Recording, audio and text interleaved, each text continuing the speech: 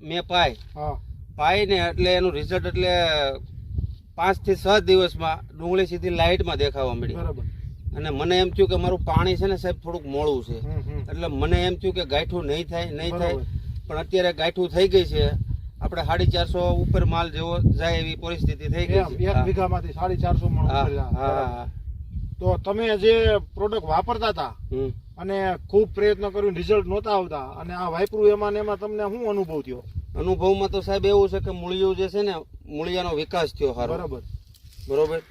જે આ મૂળિયું છે, આ મૂળિયાનો વિકાસ થયો એટલે છોડવો થઈ ગયો તરત લીલો. બરાબર. અને ગાંઠું બંધાવા મળી સીધી આમાં.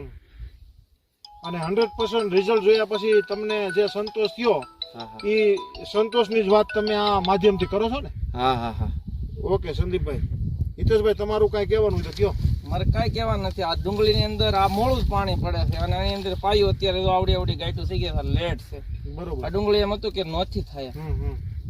તો એવું તમને અમે પૂછીએ કે આવા રિઝલ્ટ ક્યારેય પણ તમે બીજી પ્રોડક્ટમાં લીધેલા જોયેલા છે, તો હું અભિપ્રાય આપો? સાહેબ, મેં તો પહેલે વહેલી ડુંગળી વાવી છે. બરોબર. પહેલે વહેલી ડુંગળી વાવી છે એટલે આપણને તો એમ થાય ને કે ભાઈ માલ નહીં થાય. એટલે પછી તો એમાં તો મેં ખર્ચામાં સાહેબ કઈ બાકી નથી રાખ્યું. ઉપરથી સ્પ્રે એટલા મારેલા છે, પણ રિઝલ્ટ એવું પરફેક્ટ નહોતું આવ્યું. પણ આ કીટ પાઈ ને એટલે આપણને વિશ્વાસ બેઠો કે નહીં, ગાંઠું થવા મળી. બરોબર. સરસ. ખૂબ ખૂબ ધન્યવાદ. તમને સંતોષ થયો અને જે ખુશી વ્યક્ત કરી હિતેશભાઈ, એ બદલ આભાર તમારો.